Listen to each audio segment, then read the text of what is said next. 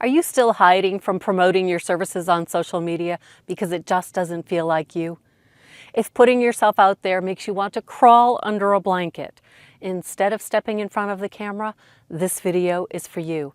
And I promise you, you don't have to perform, you don't have to be loud or polished, and you don't have to do what everyone else is doing.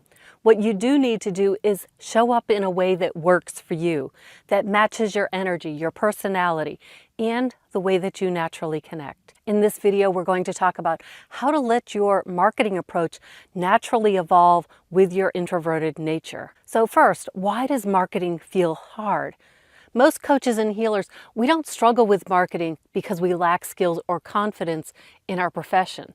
We struggle because we're trying to use strategies that just don't match who we are. We want to model success, but if that success looks like bouncing around in reels or lip syncing on TikTok or going live 5 days a week, it's no wonder that we hide, that we rely on hope marketing, hoping that someone finds us, or we just settle for having a business with no clients.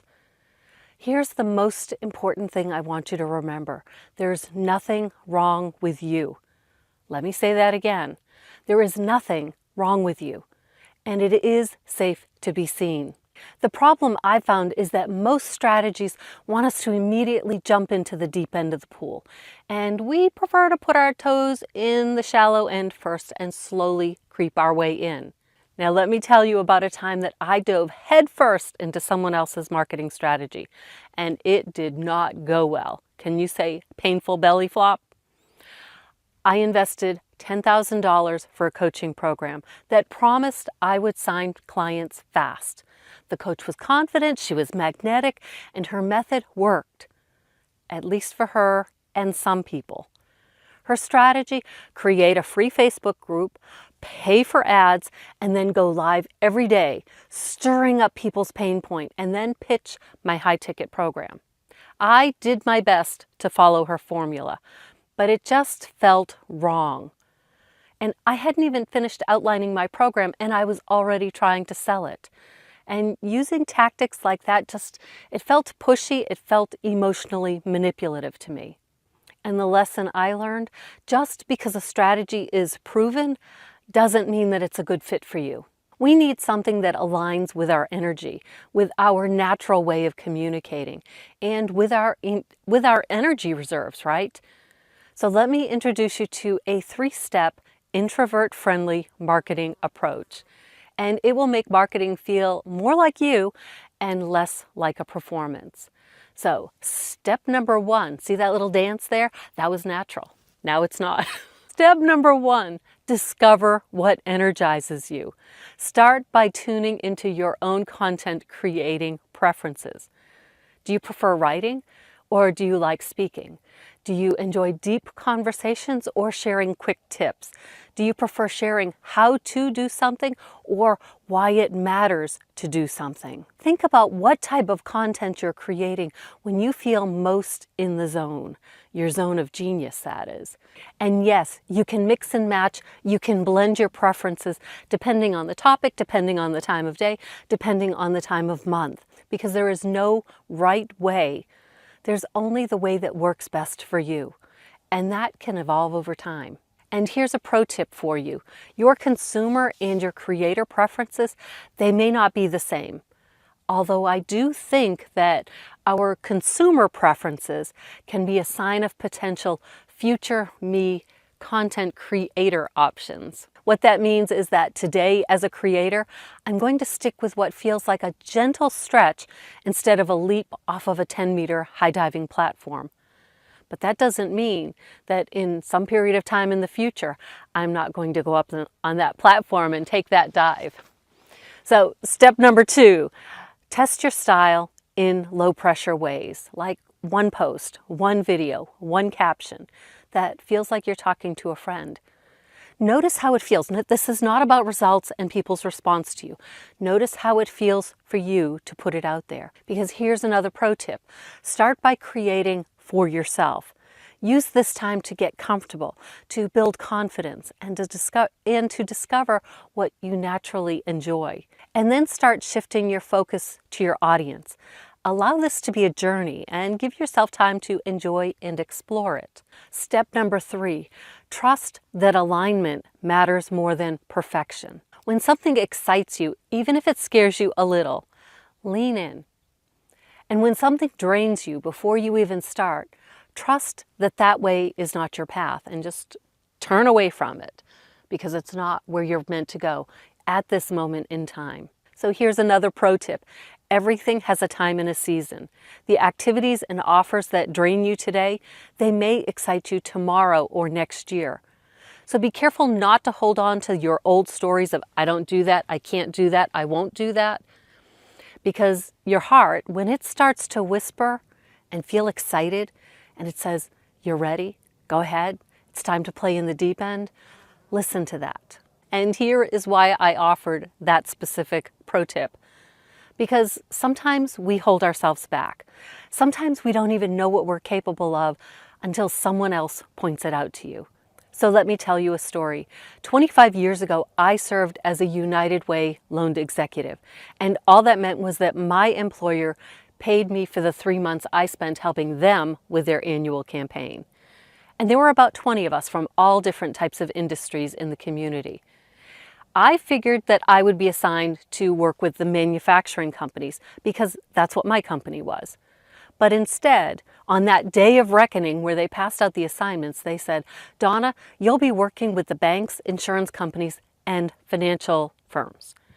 And I thought, what the what? Who am I to speak with those people? I work as a machine operator on the night shift. But here's what I realized. The United Way team didn't know that version of me. They saw me as someone who was comfortable speaking in front of the group, someone who dressed professionally. And here's the thing about that. I bought new clothes for this opportunity. I didn't know how loaned executives dressed, but I was pretty sure it wasn't the t-shirts and the sweatpants that I wore to my job. But it was because of what they saw in me during that week-long orientation that they made this choice for me. And so I stepped into that updated version, even though it didn't quite feel like me. And here's what that experience taught me. Sometimes we're the last ones to recognize our own growth. That means a marketing strategy that doesn't feel quite aligned with you today, it might become one that you can grow into tomorrow. The key difference is recognizing the difference between what's not right for you and what's just uncomfortable or unfamiliar. And how do you tell the difference? You start by recognizing that fear is this umbrella term that stops us from taking action, but it doesn't tell us why. So when you can reframe fear, that's when you can move forward. Because fear can be tricky and it tends to sound like, I'm afraid to be seen. I'm afraid to go live. I'm afraid that I'll just do it wrong. But here's a simple shift that can change that. When you say, I'm afraid to, switch it into, I'm afraid because, and fill in the blank. Because that's going to help you uncover what's really going on. Is it a fear of judgment? Is it a fear of wasting your time? Is it a fear of looking foolish? Then ask yourself, is this the kind of fear that feels exciting? Or is it the kind that feels like dread? Exciting fear feels like, oh, this is scary, but I want to do it anyway. And you lean in and you're excited. Dread fear feels like, I would rather do literally anything else. One type of fear signals the potential for growth. The other signals misalignment. And the crazy thing is that dread-filled fear, it can be a seed that gets planted into your vortex of desires, and it starts changing and growing until it becomes that type of fear that is exciting. Like I said, I know it sounds crazy, but it happens. And I bet you have stories of times when you declared you would never do something and then one day, bam, you did it and you loved it. And that's how public speaking was for me. As introverts, we need to give ourselves permission to be different, to do things differently. You don't need to do what everyone else is doing, and you don't need to show up everywhere, and you don't need to start worrying about building your team before you even have your first client. You don't need to do everything on the fast track. We introverts, we tend to take things more slowly. We think about what we're doing and why we're doing it and what might happen when we do it. That is part of our innate process and it serves us well. We are like the tortoise in the tail of the tortoise and the hare. We just keep going, slow and steady, and we do win races. So give yourself time to find a strategy that honors and suits your needs and your desires, that gives you room to grow, but respects where you are in this moment. Some people thrive on TikTok, others love creating long-form YouTube videos, like me, and some people prefer writing articles and blog posts. There are countless ways to connect with your people. And here's a pro tip for you. If you're curious, give it a try. And if you think it's stupid, just skip it. Now that you know being an introvert is not a reason to hide from social media, the next step is learning how to connect with your ideal clients without overcomplicating it or losing yourself in the process. In the next video, I'm going to share a way to learn how to practice and craft your message in a way that feels like you and will land with the people who need you most. That video will pop up right here, and if it's not there yet, be sure to subscribe and hit the notifications button so you don't miss it. And while you wait, YouTube thinks that you'll enjoy this video, and I'm really curious which one they picked for you.